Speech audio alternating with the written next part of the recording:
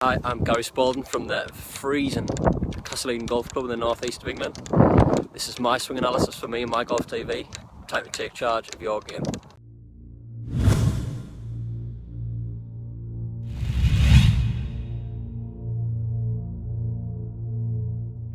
Okay, so it's time for this week's My Swing Analysis. Yeah, this is where we analyse one of our lucky followers' golf swings. So if you want to get involved and have a chance to win a swing analysis with myself and Pierce, go to the Facebook, Twitter and Instagram today and enter the competition. Like, share and comment, guys. Absolutely. Good luck with that. Okay, so as you can see, this week's lucky winner is Gary Spalding, all the way from Hartlepool in the northeast of England. Now, Gary, my grandmother's from Hartlepool, so you never know. You may actually know some of my relatives up there. Gary's a very good player. He's a 3 handicap.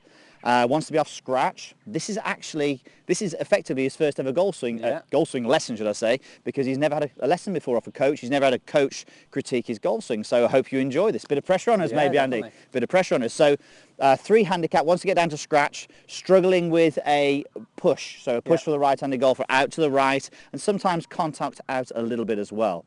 So it's a good golf swing. You know, we often see a lot of good golf swings, but there are some things we can do to sharpen this up a little bit, can't we? So let's have a look from down the line view first of all. So looks really nice into the backswing, good setup, good into the backswing. He's obviously from Hartlepool because he's wearing a woolly hat and it's nice and cold. But we can see on the way down that as the club comes down into the sort of just before the impact area, we can see that he is underneath the swing plane. So the club is underneath the swing plane. That means that the path is generally going to be out to the right. And that makes a lot of sense, obviously, for the push. Yeah. So obviously, that's something we need to take note of.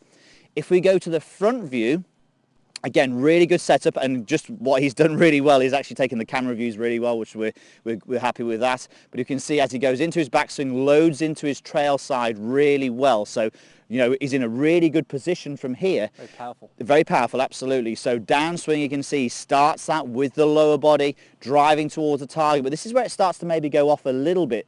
When we're saying driving towards the target, he probably drives too much. So actually a swing fault that we call the slide. So you can see his lower body there is moving through too much towards the target.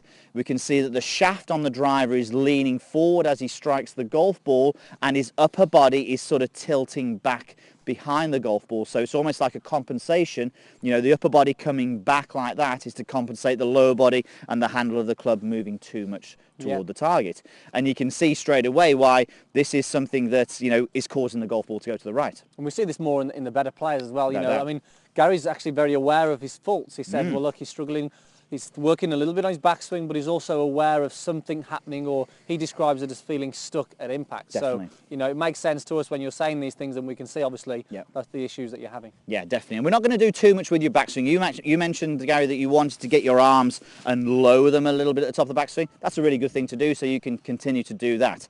I think the one thing that when you say to us that you're getting stuck through the ball with the hips, and we look at the image, and yes, they are getting stuck, you know, we want to make sure that you've got the mobility and the stability in that lower body. So you need to go to maybe you've seen some of the videos we've done with TPI and actually looking at Andy's left hip, how it was a little bit tight. You know, maybe go and see someone like that, either TPI certified or a golf fitness instructor who can actually help sort of identify, is there an issue in the hips? I think that's really important to do that, because we can give you the work to do, and then suddenly you can go do it for 6 months and not get any better. So definitely get checked out in that lower body. So Andy, having said that, let's assume that the body is okay. We need to go through a drill, and we've got a pretty good progression drill we can use. Yeah, definitely. So the key things we want to change then with you, Gary, really, we want to make sure that we can get in a better position at impact, okay, with the lower body, but with the shaft also. So as we saw with Gary there, we'd see that the shaft would be leaning too much forward, Pierce. The slide with the lower body here and the body tilted back. Now,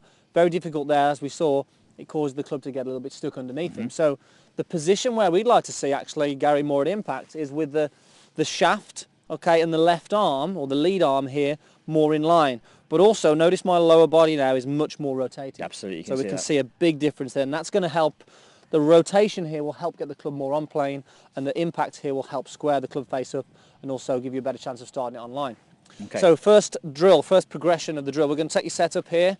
We're going to literally just hold it in your lead hand. We're going to do a mini backswing, okay, and then we're going to get to impact, grab the golf club, and you can see here I'm working on the rotation of the hips.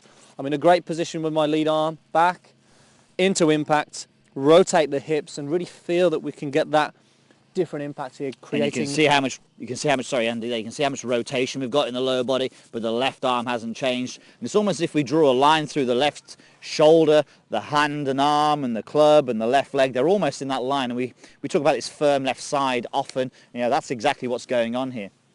Definitely. So there's the first progression. First progression, good. Then what we're going to do is we're going to take into a mini golf swing. So we're going to literally swing back, mini swing, back to impact, and see if we can recreate that same feeling. So you can see here, I'm really making sure I can rotate here.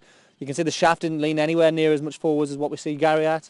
It's going to really help you get the feeling of that lower body, but also return to a good impact there. And you can see from here as well that the golf ball is definitely going to go a little bit higher by doing this, and that might not be a bad thing, but also from there, the feeling through the shot then would be to feel as though you're turning more round to the left. Obviously we know that when we've seen your video, Gary, that the club head goes a lot out to the right. You can see that the club is being pushed out to the right.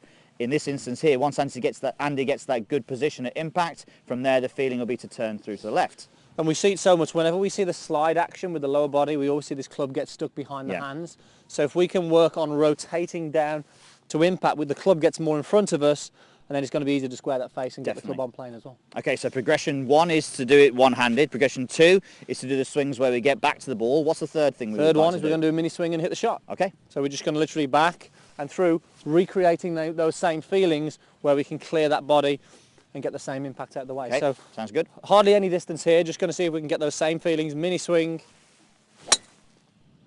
And you'll see how the lower body works completely different there. A lot more rotation, hardly any lateral movement. There's still some lateral movement, but the emphasis is on rotating through better and getting that impact with that shaft and arm more in line. Very good. And then from there, what you would do is hit a full shot. So go on, Andy, you hit a full shot. There's your T-peg. So, you know, really important that if you can go through that progression. So 1, actually just getting used to moving the hand and the arm and the body, getting it in the right position. 2, returning back to that impact. 3, hitting the mini one, and then 4, hitting the full one. Pretty sure this is going to help you. Okay, so I'm just going to create that feeling again here now through impact, rotating the hips, and then I'm going to take it now to that full swing and just see if I can just again get the same feeling. All right. Perfect shot, Andy. Well done. Okay, Gary, hope that helped you. Andy, I think that helps you, doesn't it? It did, yeah. I still need a bit of work at that myself, so it's just sort of give me another feeling that I can work on the range. Absolutely, absolutely. So enjoy your golf up in Hartlepool. Maybe Seaton Crew, we can get up there and have a game of golf with you one day.